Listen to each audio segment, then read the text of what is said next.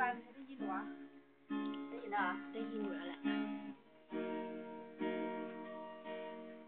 เริ่มนะ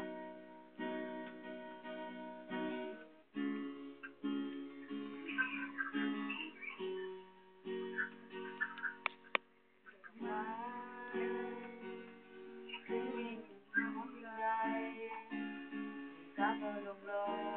นเขาไม่ได้ทิ้งเอาไว้ที่กำลังเธอไม่เคยเศร้าที่อยู่ห้องอยู่ใจสัมผัสรักเธอที่เอ็นใจนี้เหมือนวันที่ฉันเจอเธอ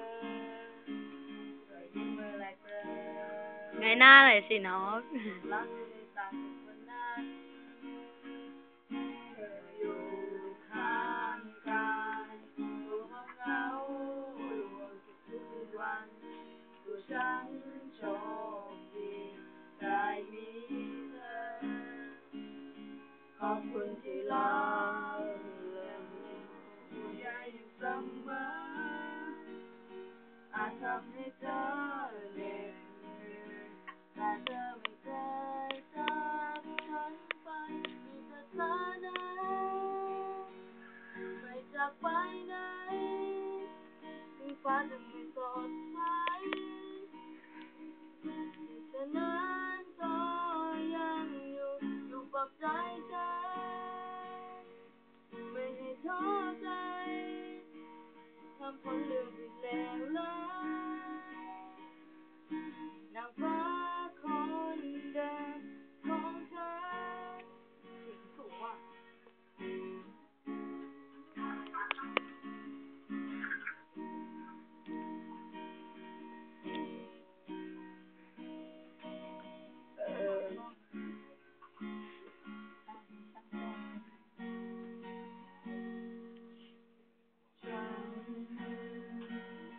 ไม่ควรมีอะไรมีความเท่ากับใครถ้าเธออยู่กับฉันสิ่งสำคัญนั่นคือรักฉันมานานไม่คิดต้องการสิ่งใดๆขอบคุณที่รักและห่วงใยอยู่เสมออาจทำให้เธอ